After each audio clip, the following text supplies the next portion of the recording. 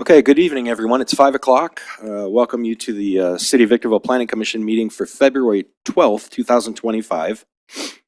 I will call this meeting to order. Can we have roll call, please? Commissioner Marsh, Here. Commissioner Marshall, Here. Commissioner Thomas, Present. Vice Chair Messon, Here. Chair Kurth. Here. We have quorum. Thank you. If we can all rise for the invocation, which would be led to us by Commissioner Messon, followed by the Pledge of Allegiance by Commissioner Marshall. I ask that y'all please bow your head. Thank you, Lord, for allowing us to gather here safely today. We ask that we engage in healthy and respectful dialogue. And as we have this inclement weather coming in, we ask that you protect all our residents and commuters that are coming through our city. Thank you. Amen. Amen. All right, thanks everyone. We'll now do the Pledge of Allegiance. I pledge of allegiance to the flag of the United States of America and to the republic for which it stands, one nation, under God, indivisible, with liberty and justice for all.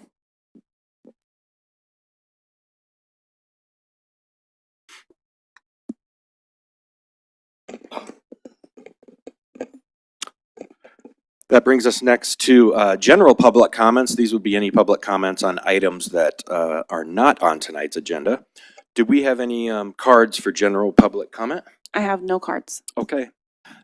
With that one being opened up, I will then now close general public comment. That moves us into continued public hearings. Item number 1, staff report, please. Thank you, Mr. Chair, members of the commission. Agenda item number 1 is case number ADMN 24-00154. It is a second modification to conditional use permit case number CUP-18-94 to alter a non-conforming use and associated conditions of approval to allow for a second tenant providing services to transitional aged youth, including a drop-in center, sheltering, and supportive services to operate simultaneously with the original tenant, High Desert Homeless Services, offering sheltering and supportive services to the general homeless population on an existing site zoned IPD Industrial Park District.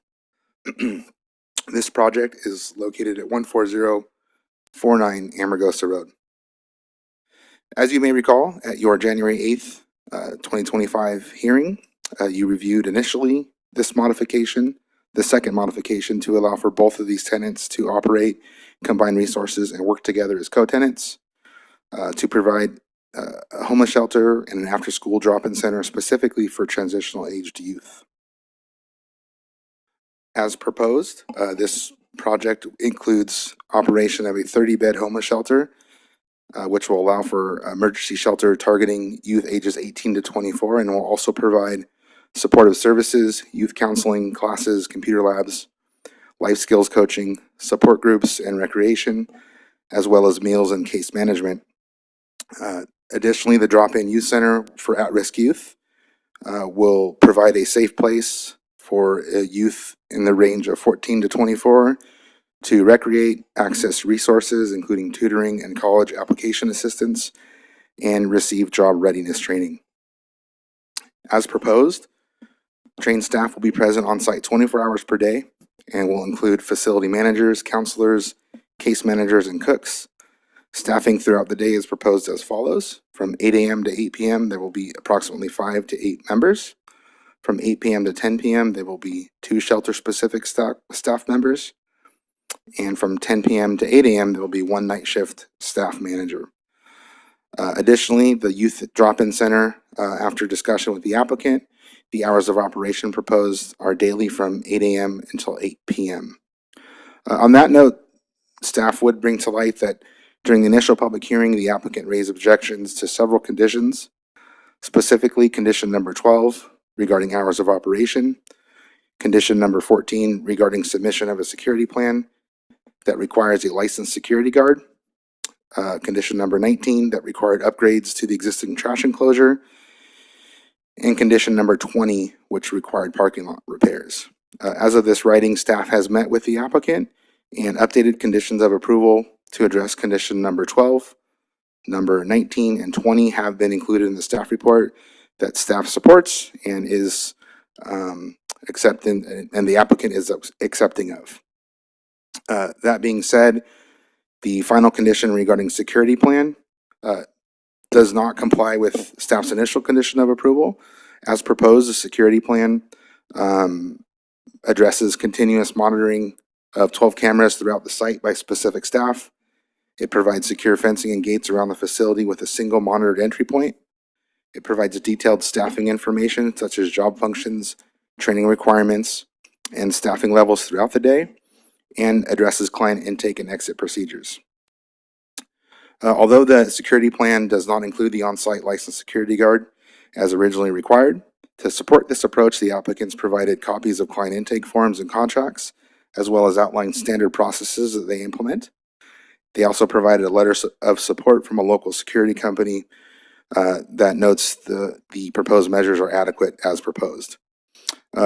Given that the applicant did provide a security plan that addressed a number of the issues raised by staff in our initial conditions of approval, staff thought it was appropriate to provide the planning commissions with two options regarding this proposal.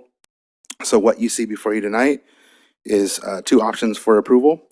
Option A would be to approve the case based on the security plan provided without a required security guard. Staff would note that this option still provides allowances for the zoning administrator to re-review the security plan and perhaps require a security guard in the future should the conditions of approval not be followed, should there be adverse impacts to the community, or reporting not be addressed as required in the conditions. Additionally, option B has been provided, which would still approve the case based on the security plan provided, but would add the requirement for a licensed security guard 24 hours a day as previously noted. So with that, staff recommends that the Planning Commission conduct a public hearing, receive testimony regarding the proposed project, and take one of the following actions. Either adopt option A, which again would be to approve the case based on the security plan provided without a security guard, and that would include finding the project categorically exempt under CEQA section 15301 of the California Environmental Quality Act, entitled Existing Facilities, and adopt a resolution P-25-001, the option A version, approving the conditional use permit portion of case number ADMN 24-00154, subject to the attached conditions of approval, or proceed with option B, which would be to approve the case based on a security plan provided with a required security guard, and find the project categorically exempt under section 15301 of the California Environmental Quality Act, entitled Existing Facilities, and adopt resolution number P-25-001, the option B version, approving the conditional use permit portion of case number ADMN 24-00154, subject to the attached conditions of approval. And staff remains available for any questions you may have. Okay, thank you for that detailed report. I'll ask the commission at this time, any questions or comments on where we're at with this one so far? I'll start to my right down here. Anything? No, no, I'm good. Not for staff. Anything here? Nothing? Okay. Nor do I yet. So with that, I will go ahead and open up the public hearing on this item number 1. Do we have any speaker cards or applicant card? Yes, we do. The first speaker would be the applicant, Jimmy Waldron. Thank you. Welcome. Good evening. How are you guys doing tonight? Good. Thank you again for allowing us to bring this before you guys. You know, we ask that you please take into consideration that we've been in business for 31 years at the current location, and we were operating as a 55-bed shelter with demographics from the age of 2 days old all the way to over 100 years old. And we at one time had 25 children, and 30 adults in this location, and we've never had any history of anything happening or anything like that. All we're asking is that we're reducing the number of beds provided, and we're narrowing the population down to 18 to 24 for shelter and 14 to 24 for the family drop-in center. So we're actually narrowing it down, not changing the population that we're serving, but just narrowing it down to a certain population. And we're partnering with another agency who's been in existence for over 40 some years doing just this. They've had a FAM spot down in Old Town Victorville for years, and they've never had any issues. They have several shelters that they provide shelter for children that are yeah, I should say children because 18 and under, where they have for runaway youth, and they've never had any issues with anything happening. And I don't believe that there's anything that can happen at our shelter that couldn't be dealt with by trained staff who are going to be trained by security, same people that the security guards are trained by. We're going to have all staff is going to be obligated every hour on their, during their shift to be regulating the cameras. They're supposed to be doing perimeter checks, you know, and the only thing that a security guard can do that we can't do is nothing. Their whole job would be to sit there and observe and report. If something were to happen, they can't touch anybody. They can't stop anything from happening, no matter what the case is, because the security guard company will be sued. So having this burden of providing 24-hour security is almost $250,000 a year, round-the-clock security. That's 3 positions that could be made available to provide services to help get these aged youth into jobs, have them get into housing. You know, our whole program is based on providing services to them. And when we were at the transportation center doing the warming shelter, even the security guard company that we had there said it was a waste of money to give his organization money to provide the service, which the money could much better go to our organization to provide these services ourselves. And we have struggled over the years to gain funding to keep the shelter running as it is.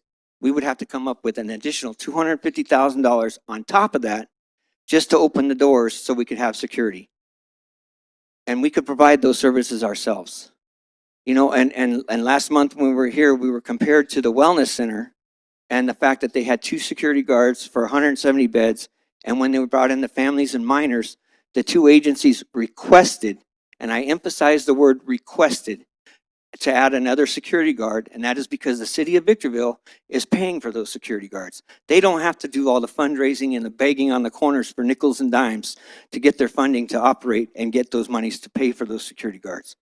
You know, and as Daryl very eloquently put, the Tay youth that we're having come in are people, they're not criminals, they don't need to be monitored like that. And when they come there, if they see somebody that's a security guard, they're gonna wonder what they're being protected from, and they're not gonna feel safe.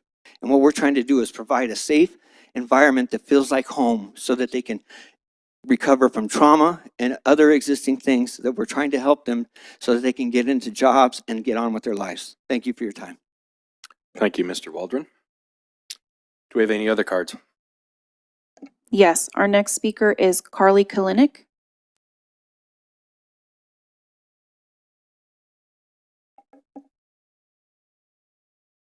Good evening. Hello. How are you? Thank you for allowing me to come and speak before you today. My name is Carly Kalinich, and I'm here to speak on behalf of the security organization who provided you the letter. What I do as a security professional, I've been in operation for 2 different security companies. I'm an owner-operator, co-owner for 2 different companies. One is called BNR Private Security and one is Maddentronics.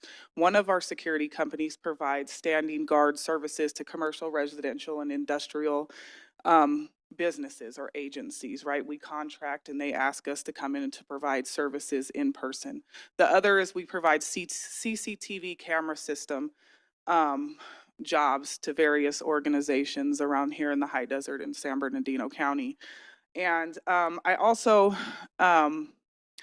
do vulnerability assessments for nonprofit organizations who go after the FEMA funding for the victims of hate. And one of the things that I do when I do those vulnerability assessments is we assess the need, right? What are the needs that we are looking at based on the historical empirical data, which Jimmy has mentioned, that there is not really a historical data that we can bite into and grasp that there would be a security need. We are talking for one standing guard, at least bare minimum, $30 an hour to provide 24-hour security. That number alone, you're looking at $200,000+ a year. This is a nonprofit organization, okay? And unless they have um, real empirical data, they can't really go after funding specific towards that need. So where is that money going to come from? Again, just to piggyback on what Jimmy was speaking about, is we have to raise that money, right? They have to raise that money, and where is that money going to come from? It's just something else to add to our plates that doesn't make sense. And so the question is the shelter a security risk? And the answer is no. Just on practical experience, again, I've been doing this for 15 years at various levels. There's no practicality in this, but it's critical because we can't allow this exaggerated concern to stand in the way of something that's at its core an effort to provide a structure, stability, and opportunity for young people at a pivotal point in their life. Another part of what I did for 15 years is I was an educator. I taught at various levels in the state of California and the state of Nevada. Okay, to the Your time is up. Oh, geez, it took me that long. I'm No, sorry. I'm sorry. That's okay. I think you made a good point, and we all know what you're. Okay, thank you. Thank you for your testimony. Our next speaker is Michael Grabhorn.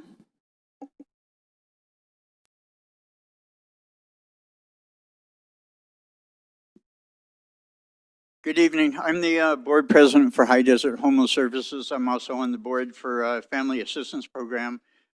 So I keep hearing the Wellness Center has set a precedent. So a precedent is an action or a decision used as an example or standard in a similar situation. So evidently you don't understand what the Wellness Center is. The Wellness Center is owned by the city of Victorville. The Wellness Center property is owned by the city of Victorville. The buildings are owned by the city of Victorville. The city of Victorville funds the Wellness Center. The city of Victorville pays all the wages. The city of Victorville pays all the funding. The city of Victorville pays for the security. So you're comparing that to us, who is a nonprofit. We pay for everything. We own the building. We own the property. We pay all the wages. We pay all the funding. The city has never stepped in and said, oh, we're going to pay for the security. We're going to pay for the wages. And so there is no precedent. That's a ridiculous statement. There is no precedent. So you can't use that argument. So last time we were asked, okay, so the Wellness Center asked for extra security when they added families, children, and TAY. The answer was yes, as Scott said.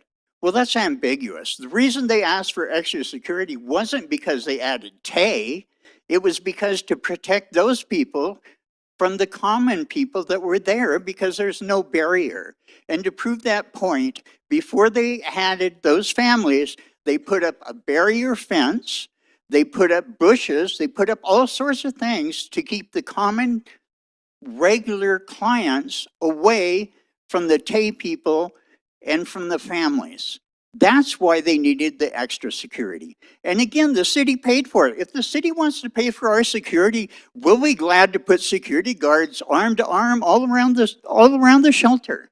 The other thing is that we've been operating for 60 years. We've never had a problem. And I respect Scott very much. I've worked with him a lot, but he was deemed the authority on all of this. I didn't realize Scott was even close to 60 years old. I mean, I know he's in good shape, but I mean, we have more experience in all of this. We've been doing this for years. We've never had a problem. So I would like to put that on the record. The other thing, if you want to know what a precedent is, I Googled homeless shelters in the entire San Bernardino County. There are 38 homeless shelters in the entire county of San Bernardino, according to Google, which there's probably a lot more.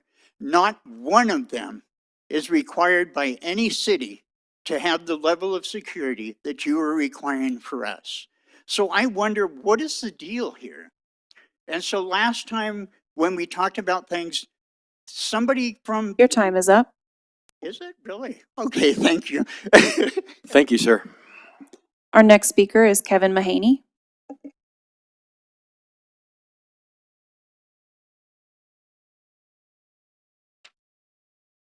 Good evening. Hello. It's good to be with you. I'll keep my comments short. Name is Kevin Mahaney, work with Family Assistance Program, but tonight I'm actually here because I'm your new co-chair of the Desert Region Homeless Committee. And we meet every month at Life Church, and along with county and nonprofits, we come together and we talk about, by the way, the Simba and Wellness Center is there. They do great presentations, and I want to commend the leadership of the city for your center. But I come to you tonight as the co-chair of that committee, and what I receive every week is a report of homeless transitional aged youth, 18 to 24. So I know from looking at Monday's report, you have about 9 to 10 right now in the city of Victorville. It goes up a little bit and it goes down a little bit depending on the success of various nonprofits to try to find a place for them. I appreciate your support, taking a look at option A in particular. As a nonprofit, we try to run, I know they try to run very efficient, and I know you heard the story time and again about how we kind of eat what we kill. We got to raise all the money ourselves to meet the bills. I look forward to the day where we can have conversations like this down in the city of San Bernardino, where the number of homeless transitional aged youth is very high, probably double or triple what we've got here in the city of Victorville. So thank you for your time. Thank you for your consideration of the options, and keep up the good work addressing homelessness. Thank you. Thank you, sir. Our next speaker is Jose Chavez.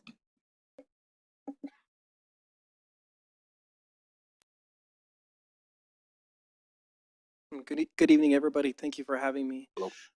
My name is Jose Chavez. I'm with the Family Assistance Program. I am the Youth Drop-In Center Manager for FAMSPOT. FAMSPOT is where all of our youth are able to come together, work on themselves, and ultimately, give back. And that's our end goal with every single one of these kids is when they come on in, okay, I'm anticipating to work with this kid for the next 5 years. The younger they get, the younger they come in, the more help I'm able to provide. And I'm essentially raising part of this community. Now, with that, I am the first line of defense when it comes to assessing these kids and making sure that I'm not putting somebody in there who could put them in any type of danger. Even after me, they go through another assessment, which is their initial health assessment, which includes the mental, asking, is everything okay up there? Is there anything that we can provide you? Because if there is something that we can't provide, they need a higher level of care. I'm not going to take on something that is just, way over my head, because if I know if there's somebody that's a threat to kids, and when I say kids, I'm talking about that 14 to 24, and we all know, like, chronologically, these kids are 24, but like in their mind, they're still young, and just depending on what they've been through in life, that could help, that doesn't help at all with, trying to overcome these obstacles that we're walking through them with.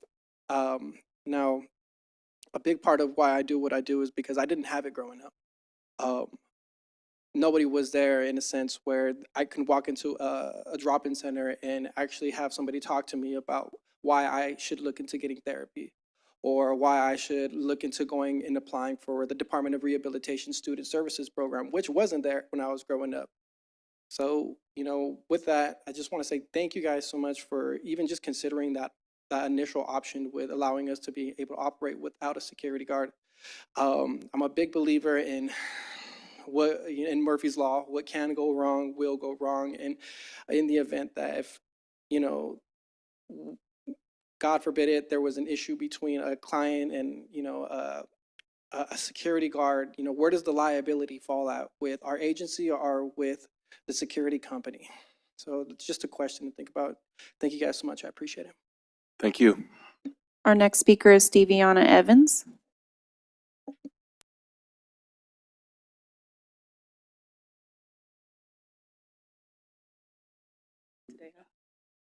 Good evening, commissioners.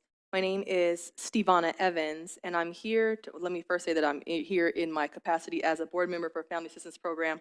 I'm here to speak in strong support of approving the conditional use permit for the transitional aged youth and drop-in shelter without the proposed security modification.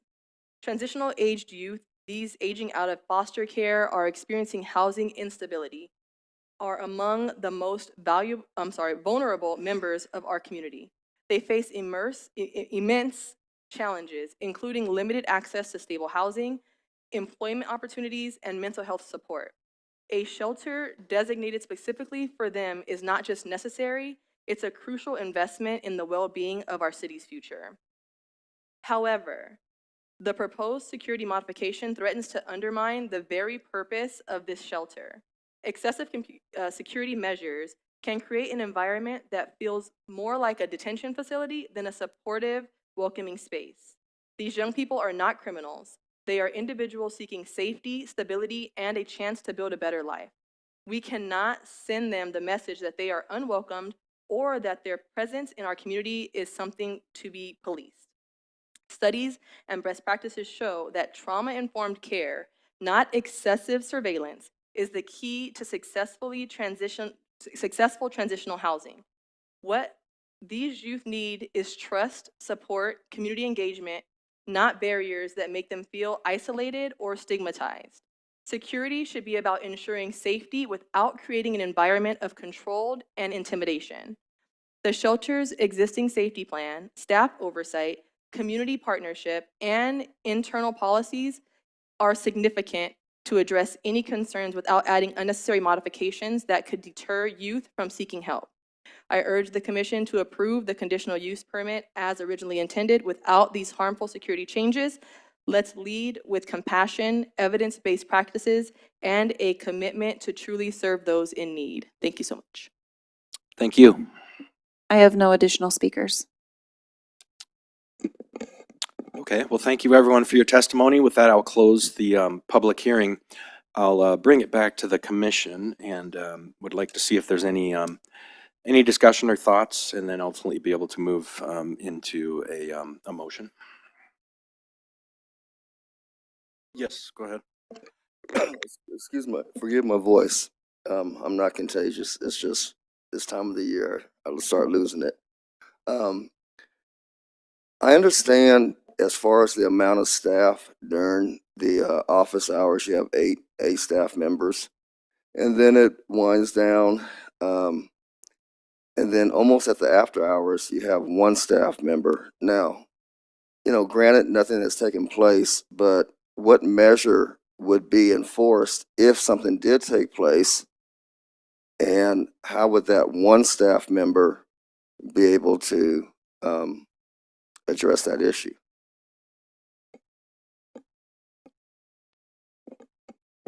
Is that a question for the applicant? That's a question for the applicant. Yes, I'm sorry. I'm sorry. That's okay. Would you, if you'd like to come to the microphone, we do have a question, and I'll go ahead and I'll reopen the public hearing. No, that's okay. Okay. Jimmy Waldron, Executive Director for High Desert Home Services. Did you hear the I understand the question. So we've been operating that way for 30 plus years and that's with 55 people in the shelter. And if anything were to happen that is above and beyond what one person can, because they're typically asleep from 10 to 6 in the morning, the 8 hours. So that's why from 10 to 8, there's only the one person there, or 10 to 6, there's only one person there, because they're sleeping. If there was any incident that did happen that would require additional assistance, then the police station is like not even throwing distance away from us at the most. And there's nothing that having an additional security guard there would prevent. You know what I'm saying? Okay. And we do have instances where we have volunteers who also work alongside of our staff, but that wasn't included in our count. Okay. Oh yeah, and our facility is locked. So we have one entrance coming in and out, and it's locked and it's monitored with you have to ring a bell to get in.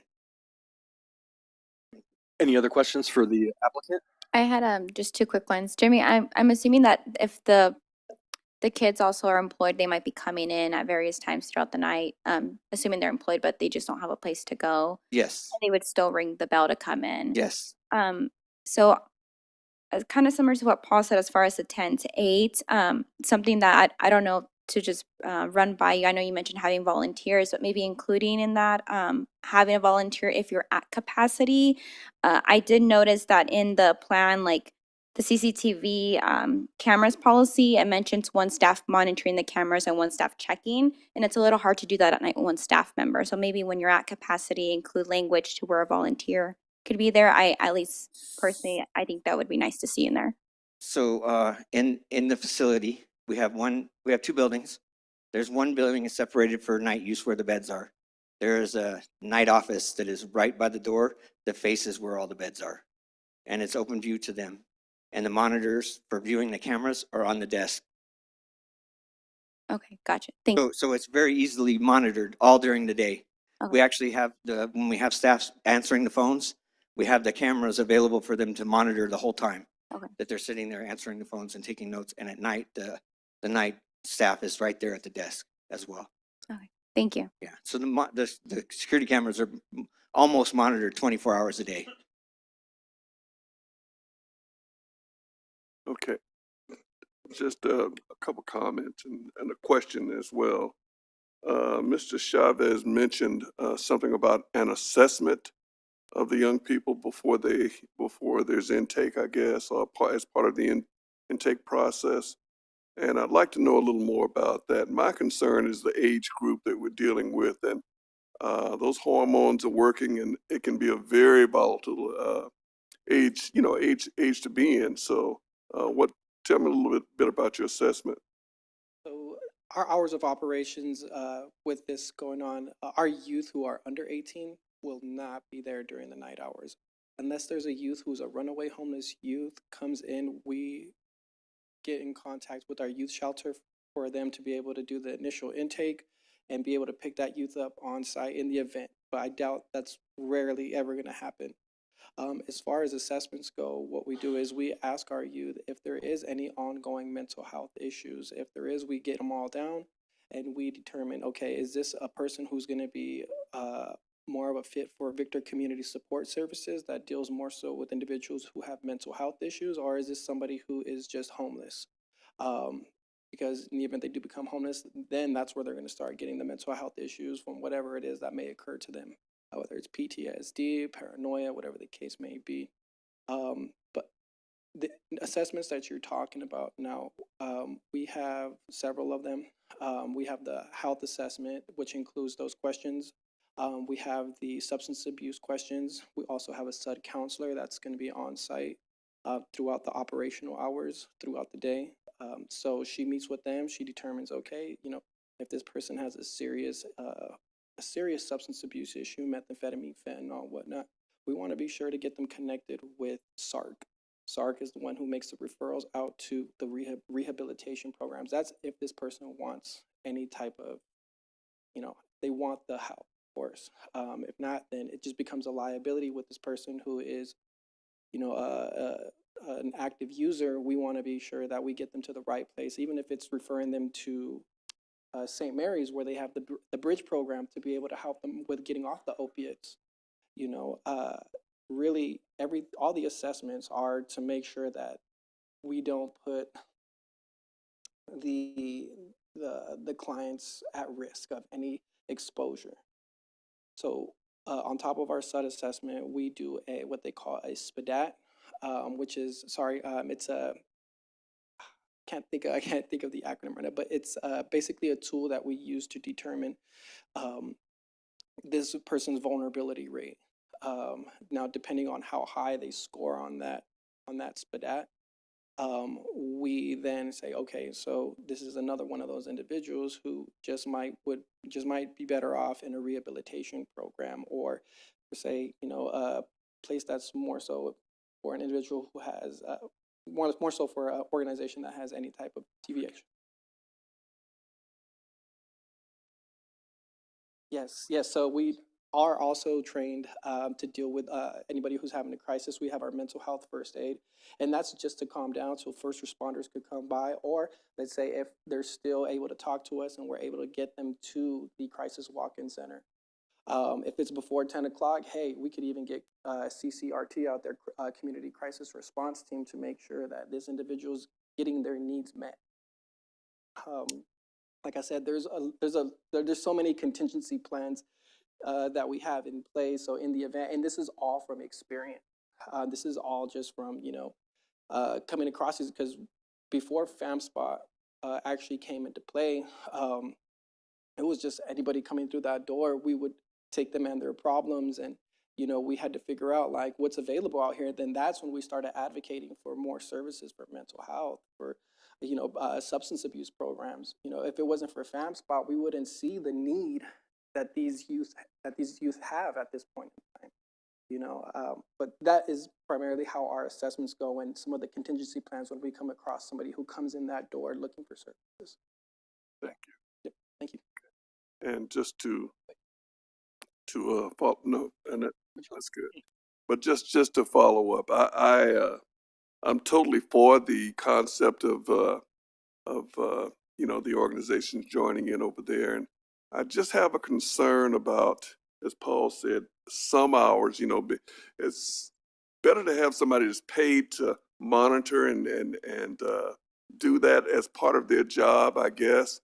I'm more concerned about an employee getting, as someone said, distracted, or looking at paperwork or whatever, and not seeing something that's going on. So I feel that there should be some level of security there. Maybe not 24 hours a day, but some level of security that makes sense. So we actually are employing some individuals through another program, if that makes sense. There's a paid intern program where these individuals are able to come on in and get paid for volunteering, if that makes sense, whether it's through the DOR program, or we're able to outsource through a college who's looking for mental health clinicians, or they need their hours. So it's rapidly always growing with getting volunteers to come on in and give their time or get paid to be there through another agency that takes care of all their healthcare insurance in the event they get hurt, whatever liability. Like that company there focuses on making sure that there's somebody there and they're getting paid for their time. Yeah. Thank you. Go ahead. Just kind of clarification. Between the hours of 10 to 6 is 10 to 6, right? Yeah. You have one person. Doors are locked, Doors locked, gates locked. so there is no intake. No. So nobody's allowed in. No. No matter, even if they knock on the door, if they need help, they're not allowed in. No, unless we have like set nights that we maybe down the road decide that we want to do 24-hour intakes, then we would make sure that we had 2 people on staff during the night to accommodate that. But currently, the objective is just to provide the shelter for those that are there, and then to do the intakes during the day. All right, thank you.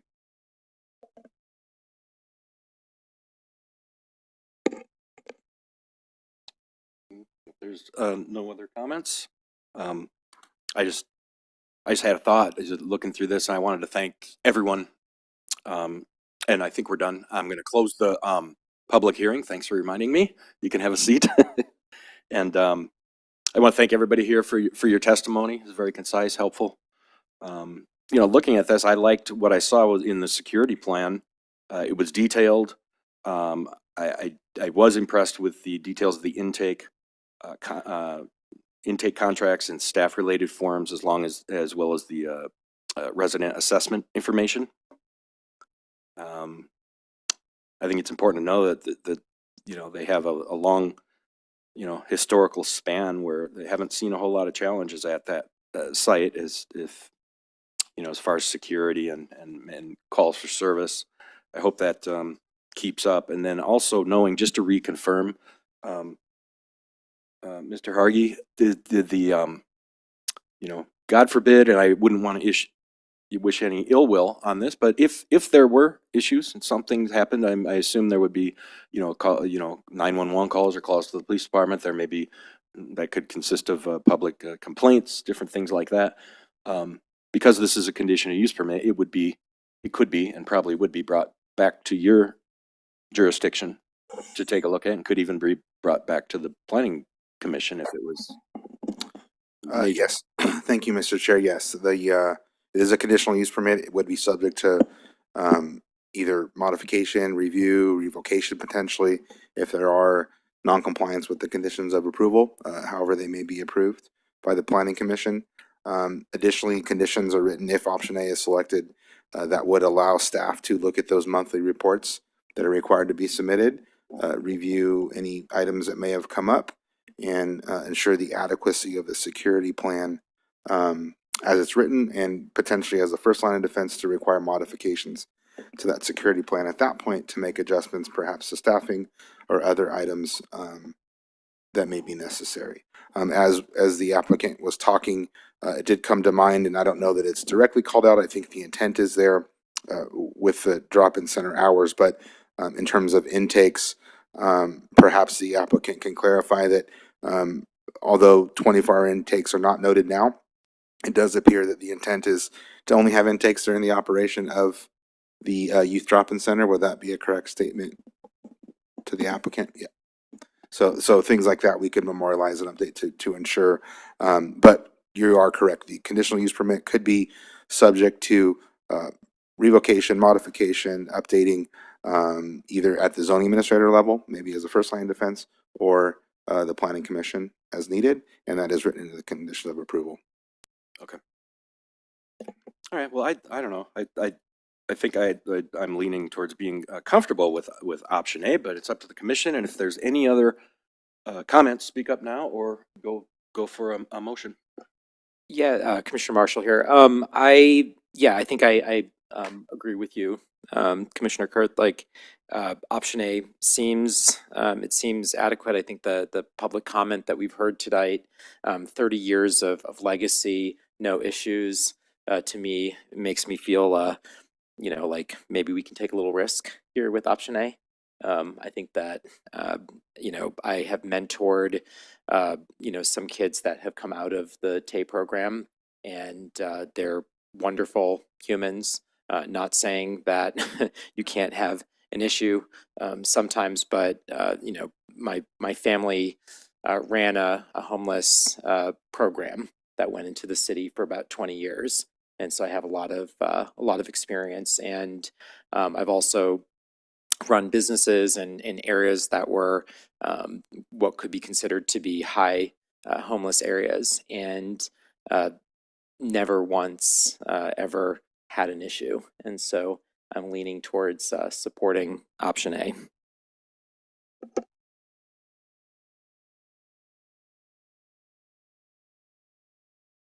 Sure. Yep. I will go ahead and move to approve option A. Unless you were motioning it, then I'll second it. Second. I have a first by Vice Chair Messon and a second by Commissioner Marshall. I'll take a roll call vote. Commissioner Marsh? Yes. Commissioner Marshall? Yes. Commissioner Thomas? Yes. Vice Chair Messon? Yes. Chair Kurth? Yes. Motion passes unanimously. Okay, thank you. Okay, that has passed through, even though you're wearing a Broncos hat. I know. Good luck on that.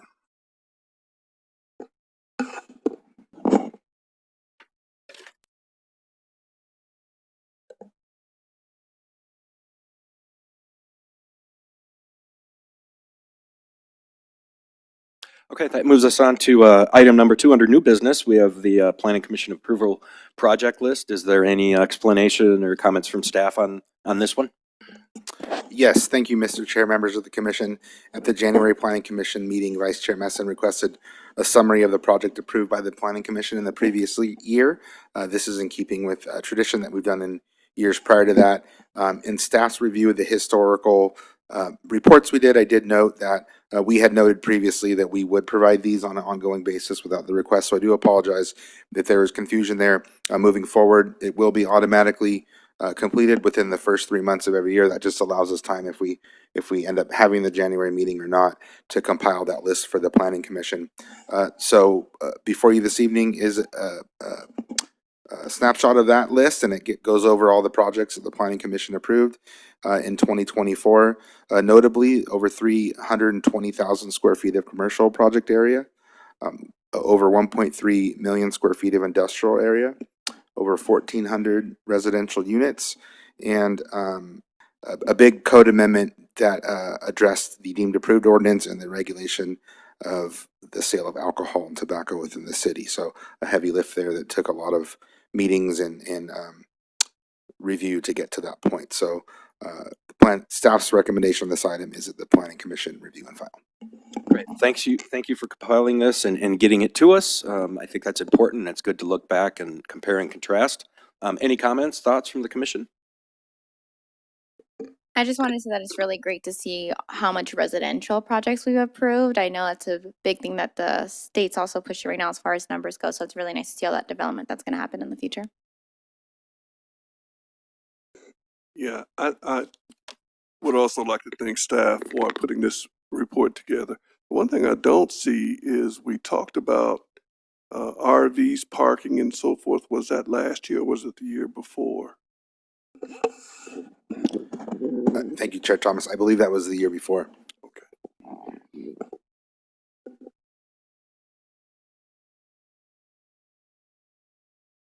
Okay, then if there's nothing else, thank you for letting us review that. And that moves us on to closing any reports or closing presentations. I'll start with Commissioner Thomas.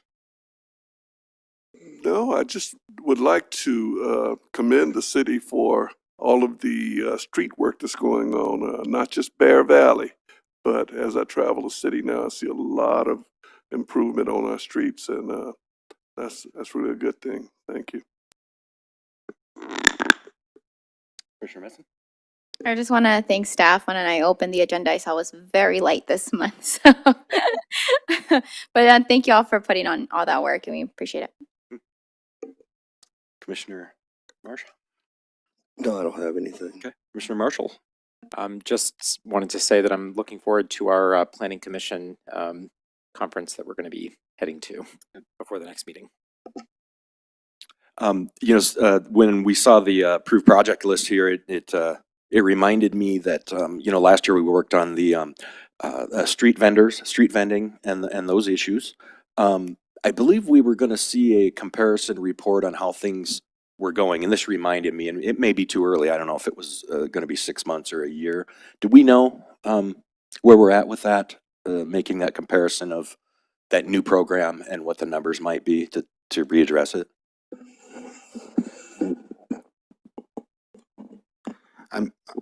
I'm sorry. What program? I It was apologize. the street vendors. The street vendors. Yeah, there was a street vendor, and then what we did is we allotted for certain commercial streets to allow for some street vending, and then we changed some of it in the residential neighborhoods, not allowed, and then it couldn't just pop up on certain corners. And by the way, I think I've seen a bit of a difference. I'm not sure, but I think I have. But we were going to readdress, and I thought it was 6 months to kind of see the numbers and see if some of these people have indeed come in and gotten their licensing, if there's been code enforcement violations out on the street corners, and if people are trying to be a little bit more in compliance. And Yes, I was just wondering if that was going to come to us anytime soon. I apologize, Mr. That's Chair. okay. Yes, we can absolutely look at the record there and see what was presented in the time frame. I don't have a date for you at the moment, but we can definitely do a comparison. No, I didn't ask for no, because I just hit you with this right now because I made me think of it. But I it's know good to look that- at these things once in a while. I know that the map that was originally designed to show where the approvable locations were, that map has evolved over time because it was never intended to be all inclusive.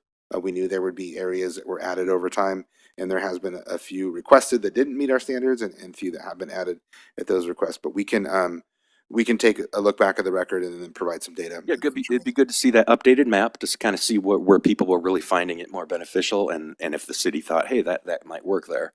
And also the licensing numbers and code enforcement numbers. I think that would help us tell the tale. Absolutely. Okay. Then anything from staff? I apologize. Nothing from staff to report at this time. Okay. Well, then I thank everyone, and I will call this meeting adjourned. Have a great night.